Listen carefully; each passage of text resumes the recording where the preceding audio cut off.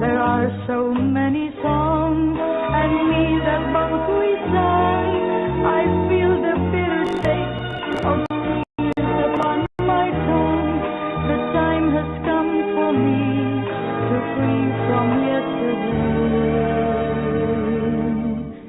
when I was young.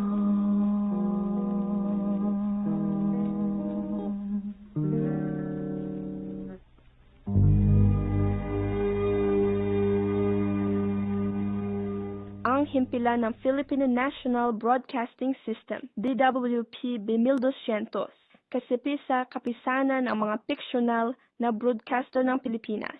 Ang ating oras ay eksaktong alas 12 ng hating gabi. Tayo po ay lilipat na sa 9.9 kHz simula ngayong umaga.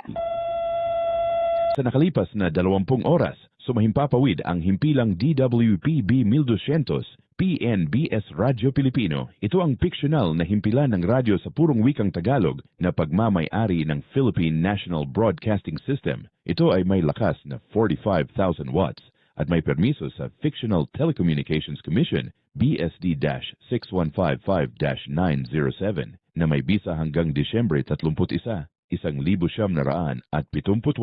Ang himpilan na ito ay fiksyonal na matatagpuan sa Old Panaderos Street sa lungsod ng Maynila. Ang DWP-B ay kasapi ng kapisanan ng mga fiksyonal na broadcaster ng Pilipinas at sumasahimpapawid mula alas 4 ng umaga hanggang alas 2 ng hating gabi. Ang DWP-B ay pinangangalagaan ng mga sumusunod na mga profesional na electronics engineer na pawang lisensyado ng Fictional Telecommunications Commission.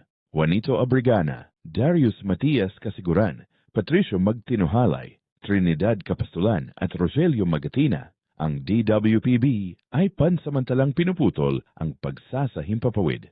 Maraming salamat at magandang umaga. Narito ang ating pambansang awit.